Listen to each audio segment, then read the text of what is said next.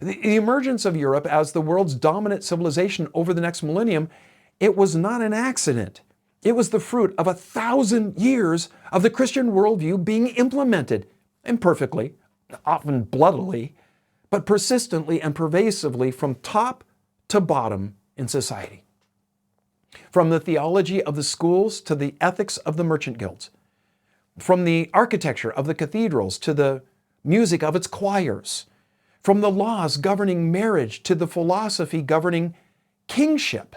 Christianity didn't merely influence European civilization. For a long stretch of history, Christianity was European civilization.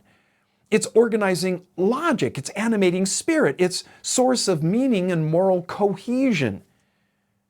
And it can be again, but not in the same form. Not through political power or cultural dominance.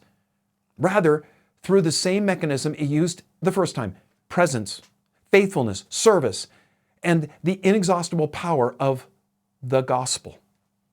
Here's a thing that I want you to hold on to, because I think it's the most important part of this video. The Great Commission was not rescinded. It has not been revised. Before he ascended, Jesus said, "All authority in heaven and on earth has been given to me. Go, therefore, and make disciples of all nations, baptizing them in the name of the Father and the Son and the Holy Spirit, teaching them to observe all that I have commanded you. And behold, I am with you always to the end of the age."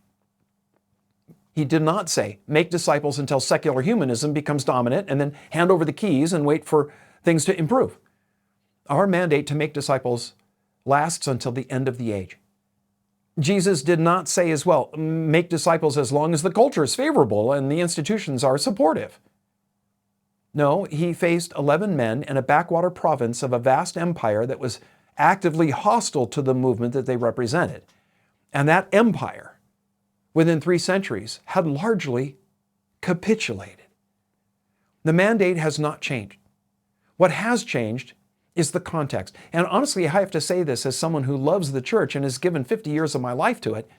The change in context may be the best thing that's happened to us in a long time. Because here's the dirty little secret about the church in a culture of Christendom. It gets lazy.